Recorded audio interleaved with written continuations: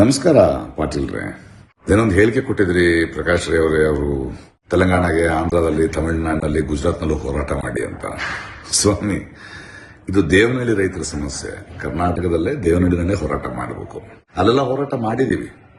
ತಮಿಳುನಾಡಿನಲ್ಲಿ 100 ದಿನ ರೈತರು ಮಹಾಪ್ರಭು ಮುಂದೆ ಡೆಲ್ಲಿಲಿ ಕೂತಾಗ ಹೋಗಿ ಕೂತವನು ನಾನೇ. ಪಂಜಾಬ್, ಹರಿಯಾಣದ ರೈತರು ಹೋರಾಟ ಮಾಡೋದಕ್ಕಿದ್ದವನು ನಾನೇ.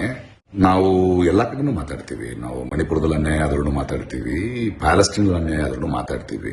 ಇನ್ನು ಗುಜರಾತಿನ ಗುಜರಾತಿ ಮಹಾಪ್ರಭು ಪ್ರಧಾನಿ ಅವ್ರನ್ನ ನಿಮಗಿಂತ ಹೆಚ್ಚು ಪ್ರಶ್ನೆ ಮಾಡೋನು ನಾನೇ. ಆಯಾ ಹೋರಾಟಗಳಲ್ಲಿ ಮಾಡ್ತಾ ಇರ್ತೀವಿ. ಯಾಕಂದ್ರೆ ನಾವು ಯಾವ ಪಕ್ಷದವರು ಅಲ್ಲ, ಜನರ ಪಕ್ಷದವರು. ನೀವು ಒಂದು ಪಕ್ಷದವರು. ಹೀಗಾಗಿ ಜನರಿಗೆ ಎಲ್ಲೇ ಸಮಸ್ಯೆ ಆದ್ರೂ ಮಾತಾಡೋದು ನಮ್ಮ ಕರ್ತವ್ಯ. ಅದು ಹೋರಾಟ. ಅದು ನಿಮ್ಗೆ ಅರ್ಥ ಆಗಲ್ಲ ಬಿಡಿ.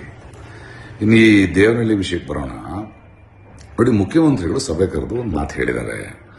ನಾವು ಜನಪರವಾದ ನಿರ್ಧಾರ ತಗೋಬೇಕು ಅಂತಿದ್ದೀವಿ, ಆದರೆ ಅದರಲ್ಲಿ ಒಂದು ಕಾನೂನಿನ ಒಂದಷ್ಟು ಕಷ್ಟಗಳಿವೆ, ಅದನ್ನು ನಾನು 15ನೇ ತಾರೀಕು ಹೇಳ್ತೀನಿ ಅಂತ ಹೇಳಿದ್ದಾರೆ. ಅದರ ಬಗ್ಗೆ ಯೋಚನೆ ಮಾಡಿ ಹೇಗೆ ಅದರ ಕಾನೂನು ಕಷ್ಟಗಳನ್ನು ತೀರಿಸಬಹುದು, ಜನಪರವಾಗಿ ಒಂದು ನಿಲುವು ಹೇಗೆ ತಗೋಬಹುದು ಅಂತ.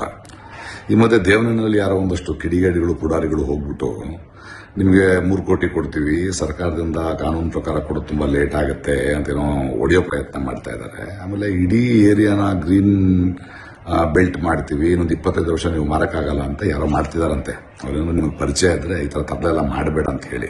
ಯಾಕಂದ್ರೆ ಕಾನೂನು ರೀತಿ ಒಂದು ಪರಿಹಾರ ಇದೆ. ಅದಕ್ಕೆ ನೀವು ಕೂತ್ಕೊಂಡು ಮಾತಾಡಿ. 15ನೇ ತಾರೀಕು ಟೈಮ್ ತಗೊಂಡಿದ್ದೀರಿ ಸರ್ಕಾರ. ನಿಮಗೇನಾದ್ರೂ ಅದರಲ್ಲಿ ಬಗೆಹರಿದಿದ್ರೆ ನಮ್ಮ ಹತ್ರ ಬನ್ನಿ. ನಮ್ಮಲ್ಲೂ ತಜ್ಞರು, ನ್ಯಾಯ ತಜ್ಞರು ಇದ್ದಾರೆ. ನಿವೃತ್ತ ನ್ಯಾಯಾಧೀಶರಿದ್ದಾರೆ, ಗೋಪಾಲ್ ಗೌಡ್ರು. ಅವ್ರು ಯಾರು ಗೊತ್ತಾ? ಬೆಂಗಾಲ್ನಲ್ಲಿ 1,000 ಎಕರೆಗೂ ಮೇಲಿರೋ ಭೂಮಿ ರೈತರಿಗೆ ಕೊಡಬೇಕು ಅಂತ ಐತಿಹಾಸಿಕ ತೀರ್ಪು ಕೊಟ್ಟವರು, ಸಂವಿಧಾನ ಗೊತ್ತಿರೋರು. ನಿಮ್ಗೆ ಏನಾದ್ರು 15ನೇ ತಾರೀಕು ಇತ್ಯರ್ಥಗಳು ಆಗದಿದ್ರೆ ಬಂದ್ ಕೇಳಿದ್ರೆ ಅದನ್ನು ಹೇಳ್ತೀವಿ. ನೋಡಿ, ಜನರಿಂದ ಆಯ್ದ ಪ್ರತಿನಿಧಿ ನೀವು, ಜನಪರವಾಗಿರಬೇಕು. ಒಂದು ಸ್ವಲ್ಪ ಜವಾಬ್ದಾರಿಯಿಂದ ಇರಿ.